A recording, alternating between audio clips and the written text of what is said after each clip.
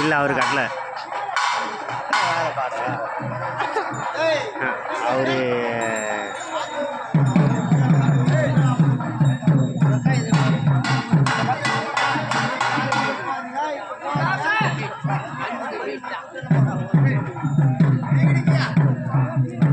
பெரியவர் அங்கே வண்டியை விட்டு